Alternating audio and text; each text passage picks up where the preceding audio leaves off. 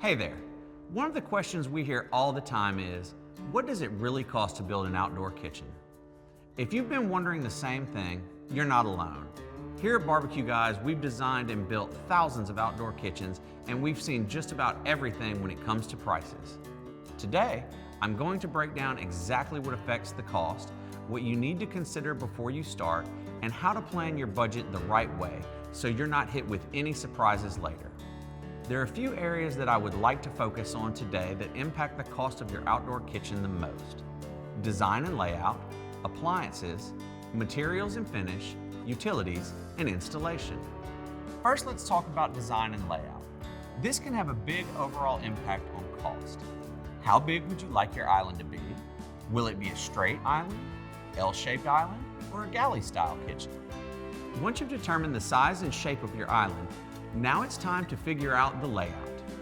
This is where you determine where the cooking equipment, storage, and other outdoor island needs will be located. During this part of the process is where you really start narrowing down what you need in your outdoor kitchen. Once you have laid out the design for your outdoor kitchen, it's on to the appliances. When it comes to the appliances, they basically fall into three categories: practical, premium, and luxury. Practical being your most cost-effective, and luxury being your most expensive option. Now, let's focus on how to make your choices. First, I would like to determine how often you will use your outdoor kitchen and how many people you will be cooking for on average, what foods you would like to cook the most, and what will be the main purpose of your outdoor area. Planning your outdoor kitchen around these four things will help you narrow down your choices and budget your costs more effectively. Let me give you a few examples of what I'm talking about. If you told me that you cooked a lot outside, but mostly smoked meats and for large groups of people, I would suggest you look at large pellet grills and charcoal grills. If you were to say I mostly use my outdoor area for family time, and we do a lot of burgers and hot dogs, I would suggest a small to medium-sized gas grill and storage to make this a useful space. If you told me that you don't cook much, but plan on using your outdoor space for entertainment, I would suggest a small gas grill with a large serving and entertaining area that included ice makers and refrigerators to help serve guests. Now that we've decided how we will use the outdoor space, let's talk about the appliances themselves. This is where speaking to an expert really helps. You can spend a lot of money, or you can save a lot of money when making these choices. Maybe you want that big luxury grill. I know I do, but how do I get it and save some money? You can match the grill of your dreams with storage of another brand that is less costly. Again, this is where talking to an expert can really help guide you through where to save and where to spend, what brands match each other well and what to steer clear of, how to lay out your storage for best flow and usability, and what storage will be needed for things like plumbing, electrical, and gas. Now on to materials and finish. Cost can be a little wild when talking about materials. While you have your basic costs such as framing materials of wood and metals, when using wood, you can have other added costs such as insulated jackets, which are needed for combustible materials.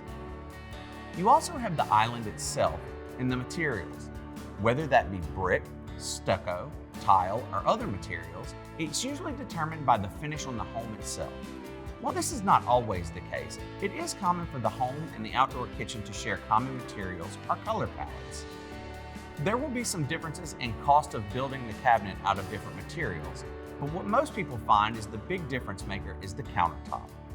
There are quite a few options when it comes to countertops. You have granite, tile, quartz, concrete, and man-made such as Decton, as well as some other options. While granite is the most common countertop we see in outdoor kitchens, it also can vary greatly in price due to color, finish, and thickness of material. This is something you should look at while planning your outdoor kitchen to ensure the countertop you choose fits the function of your outdoor space as well as your budget.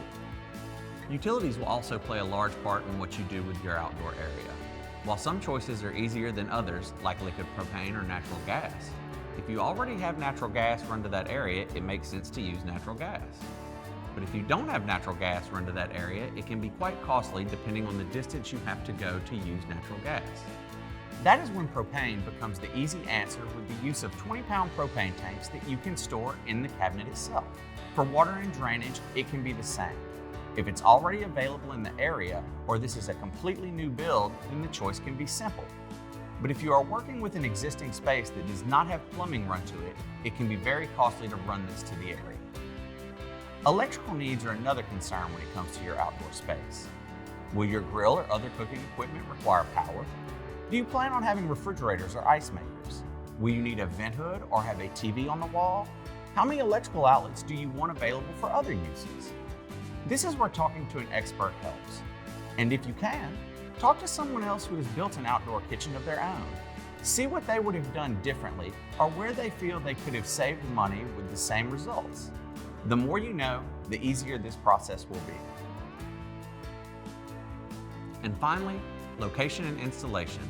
Location of the island can play a big part in overall cost, as well as determine what is needed for local building codes. There may be other factors to consider when choosing your island's location as well. Distance to combustible materials, as well as how much clearance overhead you have to your ceiling, are just a few things to consider, making sure your island's location is right and the equipment you have selected will work for the area. When choosing your island location, you also want to consider the flow of people during events and possible seating and entertainment scenarios. For installation, this is probably the easiest. We always suggest having a licensed plumber install all of your outdoor cooking appliances, as well as ice makers and sinks.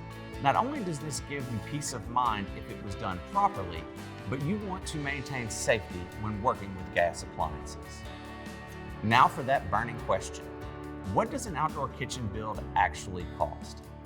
Average cost can range from around $1,000 a linear foot to $1,800 a linear foot, determined by chosen appliances and finished materials, as well as features you choose to have in your outdoor space.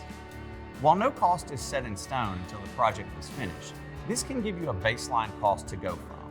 There are also the DIY and prefab island route that can help you save some money. While DIY can be more cost effective, it can also be much more labor intensive and can sometimes call for specialty tools that not everyone has access to. Whereas prefab islands can be easily installed for most people with basic tools and come in a variety of shapes and sizes. Prefab islands also fall into practical, premium, and luxury tiers. Practical islands start around $4,000 and luxury tiers can exceed $15,000. Another benefit to some prefab islands is their modular design. This gives you the ability to expand your outdoor kitchen in the future with relative ease. Now that we have covered all the basics, it's time for that last step. Pick up the phone and give BBQ Guys a call so we can start planning the outdoor kitchen of your dreams.